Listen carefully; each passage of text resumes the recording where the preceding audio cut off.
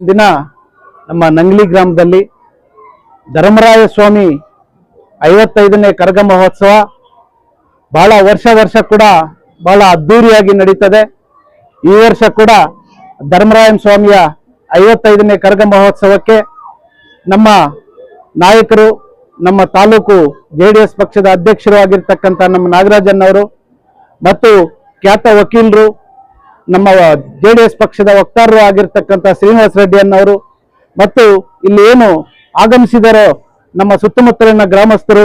ಮತ್ತು ನಂಗ್ಲಿ ಗ್ರಾಮಸ್ಥರು ಎಲ್ಲ ಪ್ರಮುಖ ಮುಖಂಡರು ಎಲ್ಲರೂ ಕೂಡ ನಾವು ಆ ದುರ್ಗಾದೇವಿಯ ದರ್ಶನವನ್ನು ಪಡೆದು ಆ ತಾಯಿಯ ಆಶೀರ್ವಾದವನ್ನು ಪಡೆದಿದ್ದೇವೆ। ನಮ್ಮ ಈ ಭಾಗದ ಜನರಿಗೆ, ರೈತರಿಗೆ ಆ ತಾಯಿಯ ಆಶೀರ್ವಾದ, ಆ ಧರ್ಮರಾಯ ಸ್ವಾಮಿಯ ಆಶೀರ್ವಾದ ಇರಲಿ। ಎಲ್ಲ ರೈತರಿಗೂ ಕೂಡ ಸಮಯಕ್ಕೆ ಸರಿಯಾಗಿ ಮಳೆ ಅರತಕ್ಕಂಗೆ ಕೂಡ ಬೆಲೆ ಕೂಡ ಸಿಗಲಿ, ಎಲ್ಲರ ರೈತರ ಮುಖದಲ್ಲೂ ಸುಖವನ್ನು ಕೊಡ್ಲಿ ಅಂತ ಹೇಳ್ತಾ, ಮತ್ತು ಏನು ಈ ಸರ್ಕಾರ ಹೊಸ ಮುಖ್ಯಮಂತ್ರಿಯನ್ನ ಮಾಡ್ಲಿಕ್ಕೆ ಹೊರಟಿದೆಯೋ ಆ ಮುಖ್ಯಮಂತ್ರಿ ಕೂಡ ನಮ್ಮ ಬಡ ಜನಪರವಾಗಿರ್ಲಿ, ಆ ಮುಖ್ಯಮಂತ್ರಿ ಕೂಡ ಒಳ್ಳೇದಾಗ್ಲಿ, ನಮ್ಮ ಕರ್ನಾಟಕ ಜನತೆ ಕೂಡ ಒಳ್ಳೇದಾಗ್ಲಿ ಅಂತ ಹೇಳ್ತಾ, ಮತ್ತು ನಮ್ಮ ಕನ್ನಡದ ತಂಡ RCB ತಂಡ ಇವತ್ತು ನಮ್ಮ GTಯನ್ನ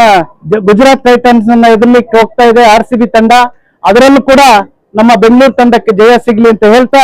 ಏನ್ ನಮ್ಮನ್ನು ಇವತ್ತು ಕರೆಸಿ ನಮ್ಮನ್ನು ಸುಬ್ಬಣ್ಣ ಮತ್ತು ಅವರ ತಂಡದವರಿಗೆ ಎಲ್ಲ ನಂಗ್ಲಿ ಗ್ರಾಮಸ್ಥರಿಗೆ ನಮ್ಮನ್ನ ಅದ್ದೂರಿಯಾಗಿ ಸ್ವಾಗತವನ್ನು ಬಯಸಿ ಆ ದೇವರ ದರ್ಶನ ಪಡೆಯಲಿಕ್ಕೆ ಅವಕಾಶ ಮಾಡಿಕೊಟ್ಟಿರ್ತಕ್ಕಂತ ಎಲ್ಲಾ ನಂಗ್ಲಿ ಗ್ರಾಮಸ್ಥರಿಗೂ ವಂದಿಸುತ್ತಾ ನನ್ನ ಮಾತನ್ನು ಮುಗಿಸ್ತಾ ಇದ್ದೀನಿ।